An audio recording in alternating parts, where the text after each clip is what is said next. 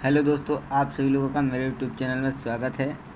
समांतर श्रेणी की तीन संख्याओं का योग कितना है? 15 है। इन संख्याओं में क्रमानुसार 1, 4, 19 जोड़ने पर ये गुणोत्तर श्रेणी में हो जाती हैं, तो संख्याएं ज्ञात करना है। बहुत सरल ट्रिक से आपको ये बताएंगे। जब किसी समांतर श्रेणी में तीन संख्याएं लेनी होती हैं तो हम लेंगे a-d, a और a+d। ये समांतर श्रेणी की तीन क्रमागत संख्याएं हैं। और इसी प्रकार जब गुणोत्तर श्रेणी में लेनी होती हैं तो उसमें लेते हैं a/r, a/r। ये तीन गुणोत्तर श्रेणी की हैं इन GP। और ये किस में है? ये हैं समांतर श्रेणी AP। ठीक, अब क्वेश्चन क्या कह रहा है? तो समांतर श्रेणी की तीन संख्याओं का योग, तो a-d, a+d, इनका कितना योग है? 15 है। इनका योग कितना है? 15 है। तो इसमें d से d कैंसिल कर देंगे। 3a = 15। तो यहाँ 3 से इसको हम काट देंगे। 3 × 5 = 15। a का मान कितना आ जाएगा? 15। 15 नहीं, 3 × 5 = 15, 5 आ जाएगा। ठीक,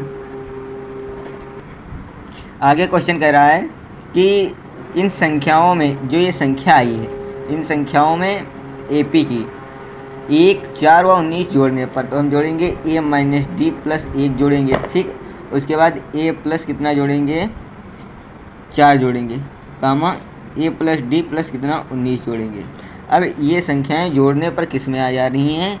गुणोत्तर श्रेणी में। तो a का मान हम 5 रखेंगे, 5 - d + 1, a का मान 5 + 4, 5 + d + 19, 19 × 5 = 24 हो जाएगा, 24 + d 9 और 6 - d, ये संख्याएं होगी। अब GP की एक शर्त होती है b² = AC।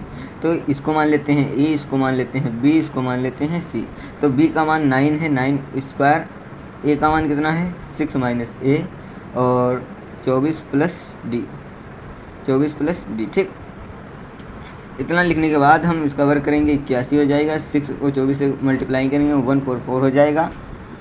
और प्लस 6d - 14d 24d और -d²,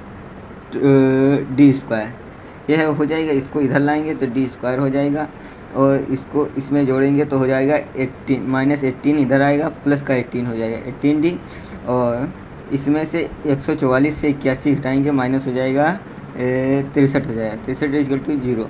अब 63 के हम फैक्टर करेंगे, 63 के फैक्टर करेंगे, 7 9 63, 3 3, 7 × 21 - 3, तो यहाँ पर हो जाएगा d² 18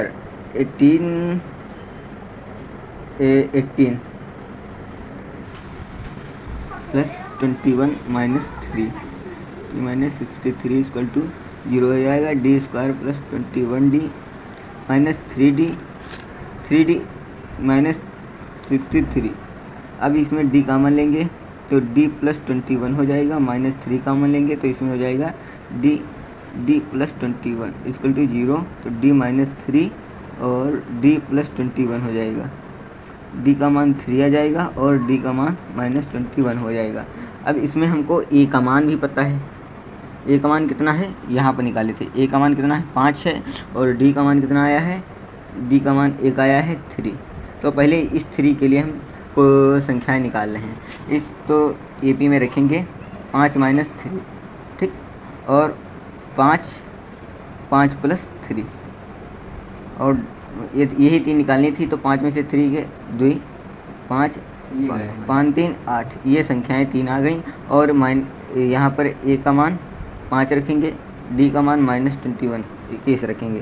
तो इसके लिए संख्या निकालेंगे तो 5 - -21। ठीक, और यहाँ पर हो जाएगा 31, 5, और यहाँ पर हो जाएगा a का मान 5 और d का मान -21। अब यहाँ पर 5 26, 5, -16, ये 3 संख्याएं ये हो गई। यही हमारा आंसर है।